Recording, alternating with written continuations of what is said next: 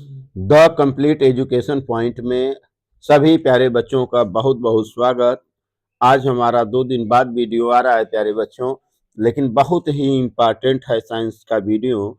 और जो बच्चे देखना प्रारंभ करें वो बीच में स्किप न करें, बिना स्किप किए हुए वीडियो को देखें।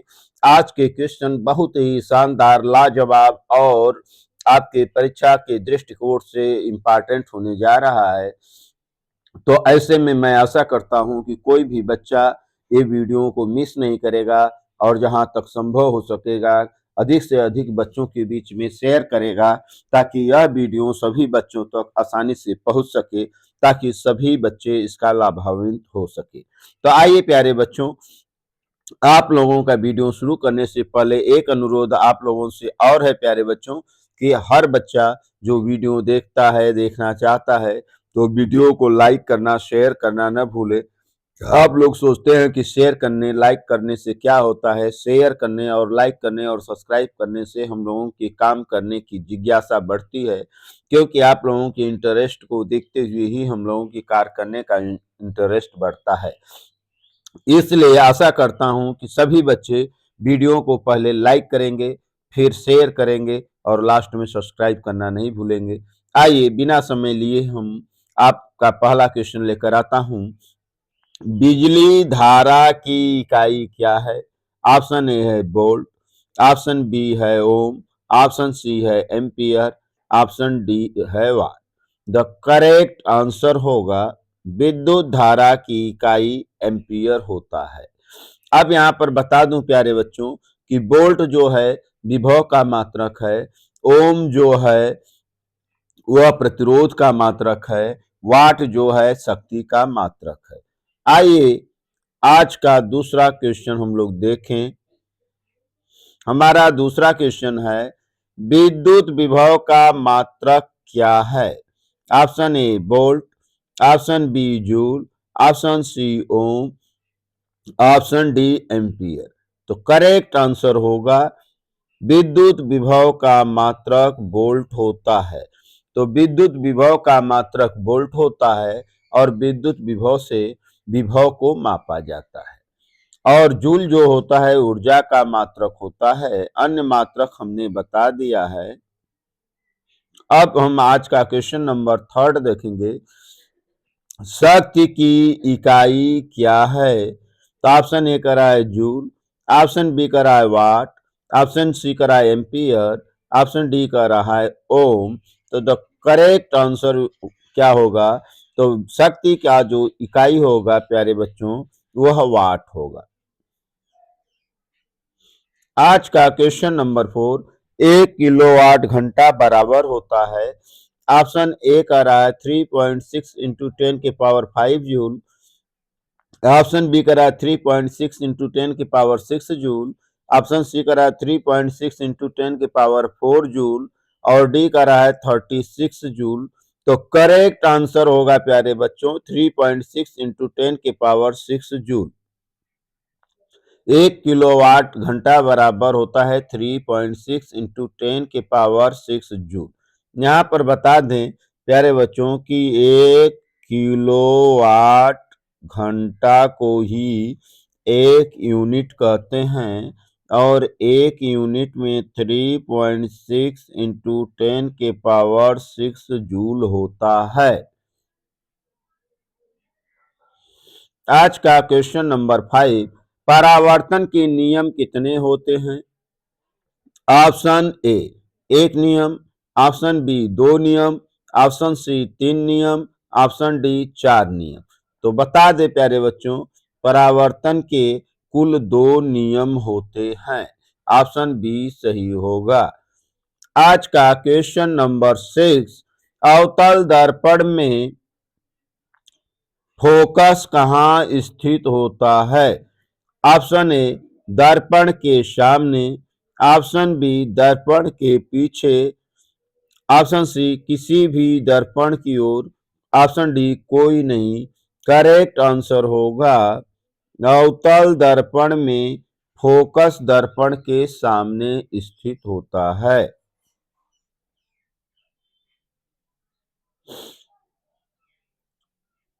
अब हम देखेंगे क्वेश्चन नंबर 7। उत्तल दर्पण का फोकस कहाँ होता है? प्रश्न है, उत्तल दर्पण का फोकस कहाँ होता है?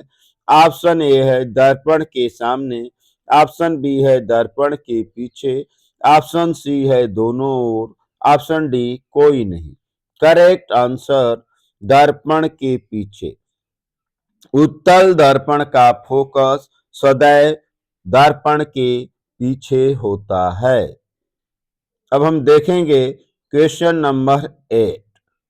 क्वेश्चन नंबर 8 है, प्रकाश के परावर्तन में ऑप्शन ए आपतन कोण बराबर परावर्तन कोण होता है, आपतन कोण परावर्तन कोण से छोटा होता है, आपतन कोण परावर्तन कोण से बड़ा होता है, आपतन कोण और परावर्तन कोण में कोई संबंध नहीं होता है। तो बता दे प्यारे बच्चों कि आपतन कोण सदैव परावर्तन कोण के बराबर होता है। Angle I equal to angle R होता है। आइए हम देखते हैं क्वेश्चन नंबर 9। तो उत्तल लेंस से बना प्रतिबिंब कैसा होता है? यहाँ पर प्रश्न है, उत्तल लेंस से बना प्रतिबिंब कैसा होता है? ऑप्शन ए करा है आभासी व सीधा होता है, ऑप्शन बी करा है वास्तविक व उल्टा होता है, ऑप्शन सी वास्तविक व सीधा होता है,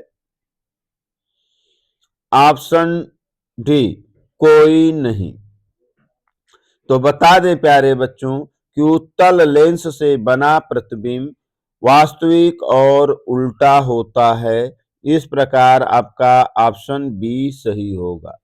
तो उत्तल लेंस से बना प्रतिबिंब कैसा होता है? वास्तविक होता है और क्या होता है? उल्टा होता है।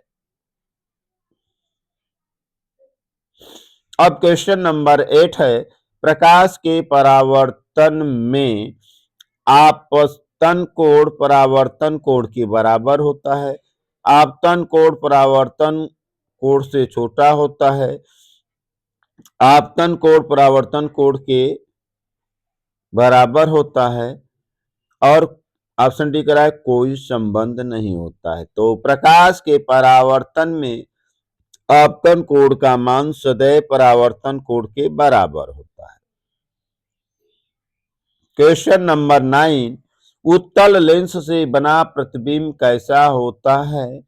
ऑप्शन ए आभासी व सीधा होता है, ऑप्शन बी वास्तविक व उल्टा होता है, ऑप्शन सी वास्तविक व सीधा होता है, ऑप्शन डी कोई नहीं। यहाँ पर करेक्ट आंसर होगा उत्तल लेंस से बना जो प्रतिबिंब होता है वास्तविक व उल्टा होता है। क्वेश्चन नंबर 10, ओम का नियम किस पर निर्भर करता है? तो यहाँ पर ऑप्शन दिया है तापमान पर, दाब पर, लंबाई पर, द्रव्यमान पर। तो ओम का नियम जो है वह चालक के लंबाई पर निर्भर करता है। लंबाई के बढ़ने पर प्रतिरोध का मान बढ़ जाता है, लंबाई के कम होने पर प्रतिरोध का मान कम हो जाता है, क्योंकि फार्मूला है R equal to rho L upon capital A. Cross section area की व्युत्क्रमानुपाती तथा लंबाई के समानुपाती होता है। इसका मतलब ये हुआ कि R प्रोपोर्शनल यल और R इनवर्सली प्रोपोर्शनल 1/A होता है। आइए हम देखते हैं क्वेश्चन नंबर 11, प्रतिरोध की इकाई क्या है? यहाँ पर ऑप्शन है ए वोल्ट, ऑप्शन बी ओम, ऑप्शन सी वाट, ऑप्शन डी जूल।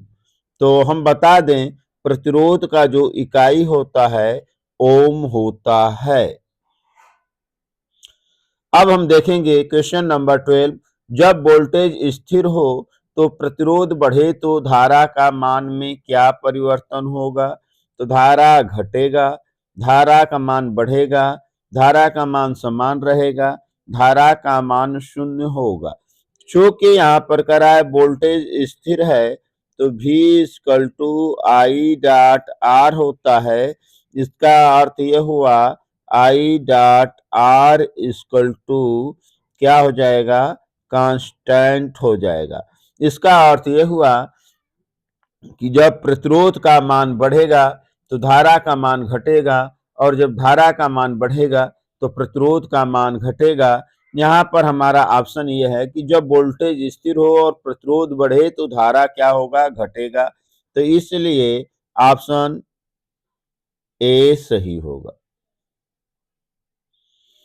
अब क्वेश्चन नंबर 13 कह रहा है एलईडी का पूरा नाम क्या है। तो कह रहा है कि light emission device, light emitting diode, ला energy device, light energy diode. तो इसको हम कहते हैं light emitting diode. Correct answer होगा light emitting diode. Question number 14 है श्रृंखला संयोजन में कुल प्रतिरोध का मान। कह रहा है बढ़ता है, घटता है, समान रहता है, शून्य रहता है। तो इसका सही जवाब होगा कि श्रृंखला संयोजन में कुल प्रतिरोध का मान बढ़ता है। क्वेश्चन नंबर 50 समांतर संयोजन में कुल प्रतिरोध का मान। ऑप्शन ए करा है घटता है, ऑप्शन बी करा है बढ़ता है, ऑप्शन सी करा है समान रहता है, ऑप्शन डी करा है दोगुना हो जाता है। तो हम बता दें समांतर संयोजन में कुल प्रतिरोध का मान घटता है। अब हम क्वेश्चन नंबर 16 देखेंगे चालक में धारा की दिशा होती है, क्या होती है। ऑप्शन ए कह रहा है ऋण से धन की ओर, ऑप्शन बी कह रहा है धन से ऋण की ओर, ऑप्शन सी कह रहा है ऊपर से नीचे की ओर, ऑप्शन डी कह रहा है कोई नहीं। तो यहाँ बता दें जो धारा की दिशा होती है धन प्लेट से ऋण प्लेट की ओर होता है। अब क्वेश्चन नंबर 17 है चालक में प्रवाहित इलेक्ट्रॉन चलते हैं। चालक में प्रवाहित इलेक्ट्रॉन जो होते हैं वो चलते हैं तो उसकी दिशा क्या होती है। तो कह रहा है कि धन से ऋण की ओर, ऑप्शन बी कह रहा है ऋण से धन की ओर, ऑप्शन डी कह रहा है कोई नहीं, ऑप्शन डी कह रहा है दोनों। तो यहाँ करेक्ट आंसर होगा कि इलेक्ट्रॉन की दिशा सदैव धारा की दिशा के विपरीत होती है। चूंकि धारा की दिशा धन प्लेट से ऋण प्लेट की ओर होती है अतः चालक में प्रवाहित आवेश की दिशा भी ऋण प्लेट से धन प्लेट की ओर होगा।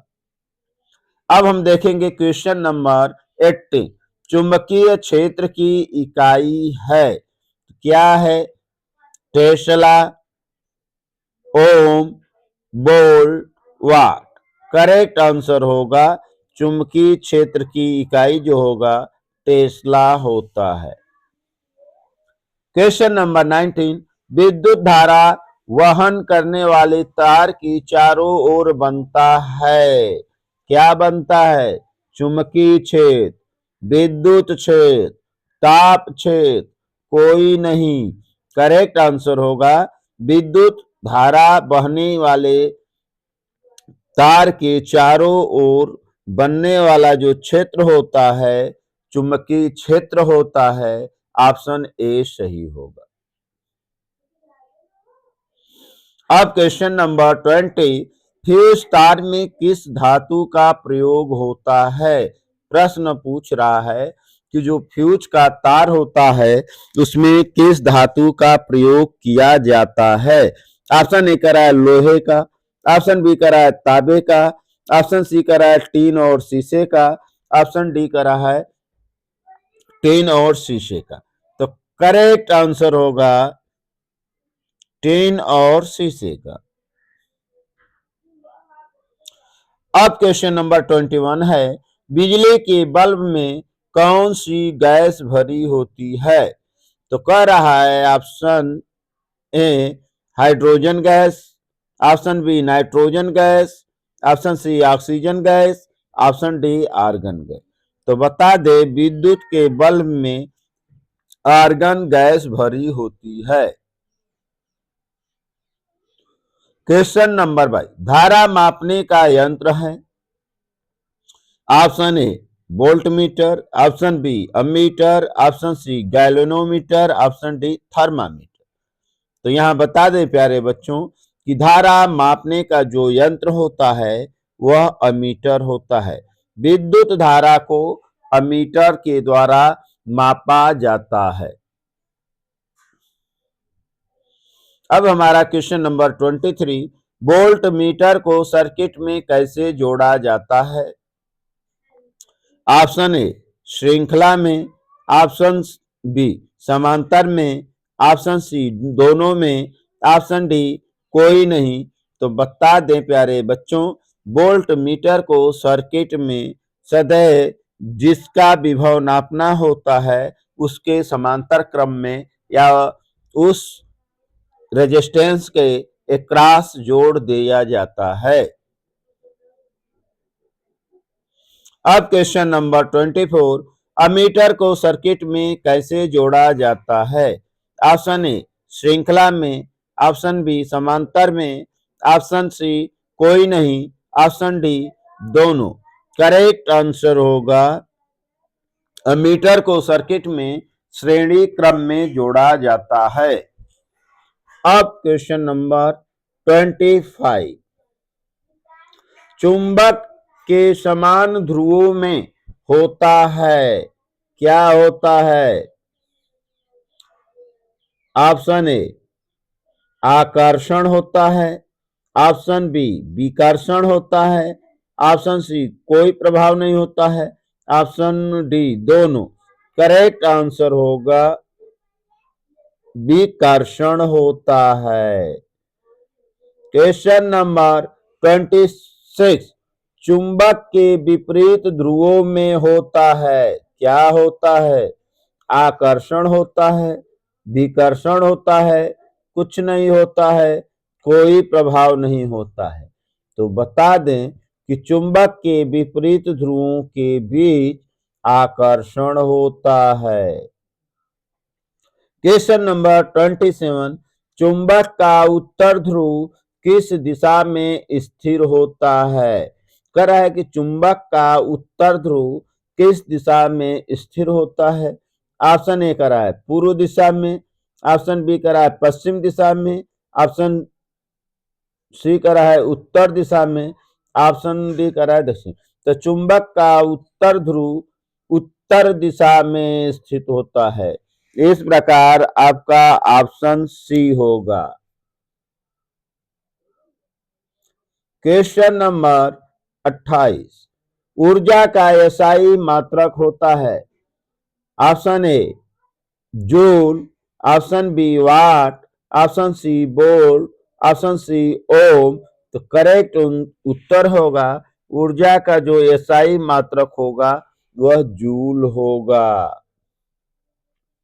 क्वेश्चन नंबर 29, कार का एसआई इकाई होता है, क्या होता है। ऑप्शन ए करा है जूल, ऑप्शन बी करा है न्यूटन, ऑप्शन सी करा है वाट, ऑप्शन डी करा है ओम। तो यहाँ पर करेक्ट उत्तर होगा कार का एसआई मात्रक जो होता है जूल होता है। क्वेश्चन नंबर 30, शक्ति का सूत्र होता है।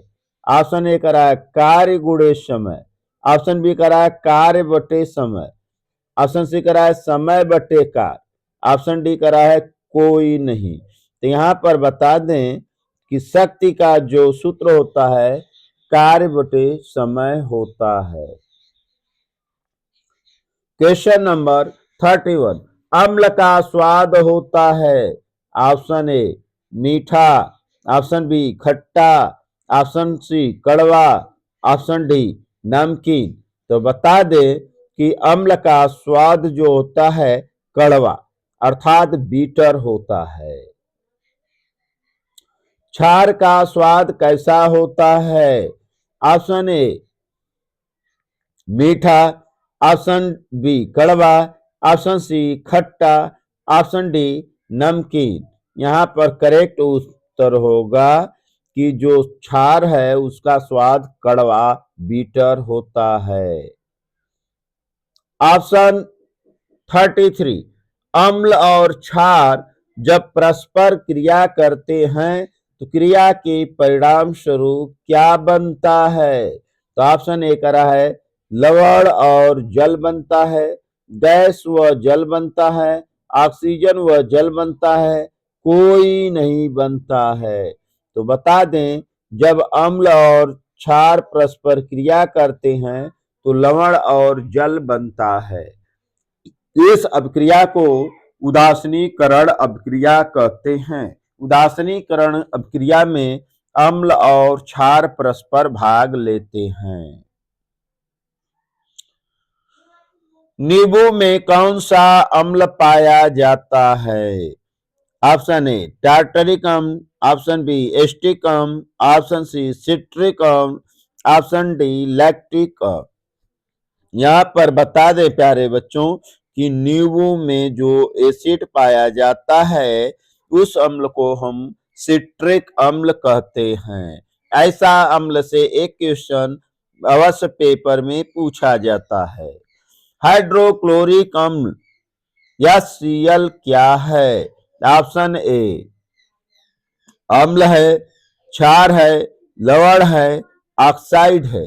करेक्ट आंसर होगा यह Cl जो है एक अम्ल है। ऑप्शन 36 NaOH क्या है?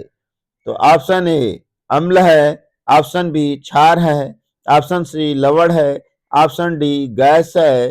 तो करेक्ट आंसर होगा कि क्षार है। ऑप्शन 37 बेकिंग सोडा का रासायनिक नाम क्या है? तो option A sodium bicarbonate, sodium carbonate, calcium carbonate, sodium hydroxide. Correct answer होगा सोडियम बाइकार्बोनेट। आज का 38 क्वेश्चन है ब्लीचिंग पाउडर का रासायनिक सूत्र है। Option A CaOCl2, option B NaCl, option C Na2CO3, option D HCl। Correct answer होने जा रहा है प्यारे बच्चों ऑप्शन ए CaOCl2 को ब्लीचिंग पाउडर कहते हैं। ब्लीचिंग पाउडर का यह रासायनिक सूत्र है। ब्लीचिंग पाउडर का उपयोग जो है कीटाणुनाशक के रूप में जल में मिलाकर किया जाता है। अब क्वेश्चन नंबर है 39 डबल डिस्प्लेसमेंट अभिक्रिया का उदाहरण है NaCl plus AgNO3 equal to AgCl plus NaNO3। Option B 2H2 plus O2 2H2। Option C CaCO3 equal to CaO plus CO2। Option D Mg plus HCl equal to MgCl2 plus H2। यहां पर correct answer होगा option A is correct. क्यों? क्योंकि displacement अभिक्रिया में दो यौगिक होनी चाहिए। तो यहाँ पर NaCl और AgNO3 दो यौगिक हैं। यहाँ बी में कोई यौगिक नहीं है, डी में केवल एक यौगिक है और डी में एक धातु और एक यौगिक है। इस प्रकार ऑप्शन ए सही होता है। ऑप्शन 40 कार्बन का परमाणु क्रमांक होता है। Option A 5, option C B 6, option C 7, option D 8। Correct answer होगा कि कार्बन परमाणु का परमाणु क्रमांक 6 होता है। 41 मनुष्य में पाचन प्रक्रिया कहां से शुरू होती है? ऑप्शन ए पेट से, ऑप्शन बी मुख से, ऑप्शन सी छोटी आंत से, ऑप्शन डी बड़ी आंत से। तो मनुष्य में पाचन प्रक्रिया का शुरुआत मुख गुहा से हुआ होता है। क्वेश्चन नंबर 42 लार में कौन सा एंजाइम पाया जाता है? ऑप्शन है ट्रिप्सिन, एमाइलेज, पेप्सिन, लाइपेज।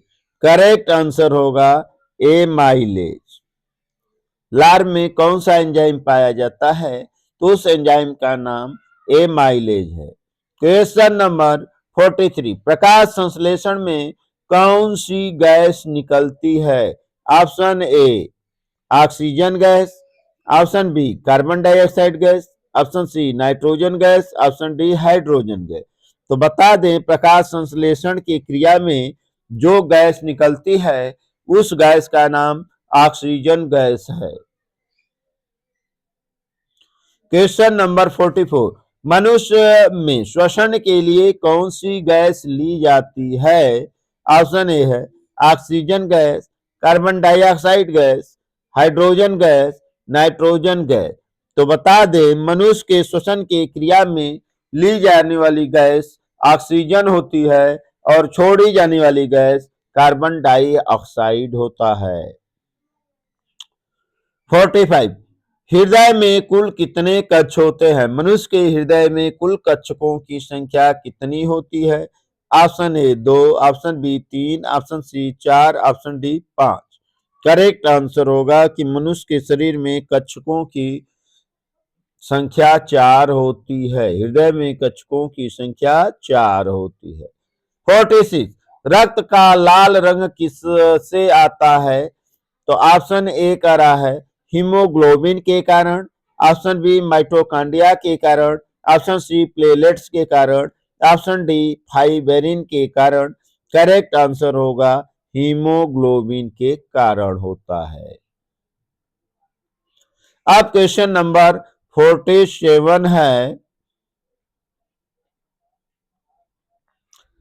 तंत्रिका तंत्र का मुख्य अंग कौन सा होता है? ऑप्शन ए हृदय होता है, ऑप्शन बी मस्तिष्क होता है, ऑप्शन सी कह रहा है यकृत होता है, ऑप्शन डी कह रहा है गुर्दा होता है। तो बता दे, तंत्रिका तंत्र का मुख्य अंग जो होता है क्या होता है? मस्तिष्क होता है। आज का 48 क्वेश्चन, हार्मोन्स क्या है?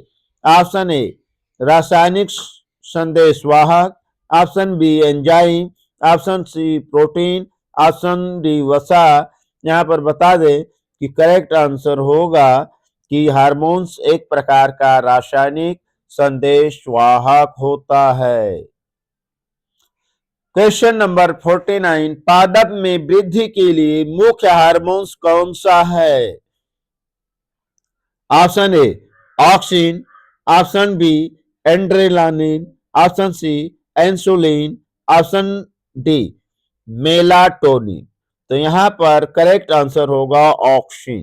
पादप में वृद्धि के लिए मुख्य हार्मोन्स जो होगा ऑक्सिन होगा। आइए आज का लास्ट क्वेश्चन 50 क्वेश्चन देखा जाए। मानव में उत्सर्जन का मुख्य अंग कौन सा है?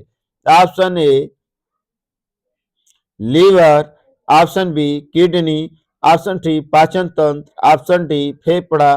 तो करेक्ट आंसर होगा मनुष्य में उत्सर्जन का मुख्य अंग किडनी होता है। इस प्रकार ऑप्शन बी सही होगा। Thank you so much nice. Please like, share and subscribe. Thank you.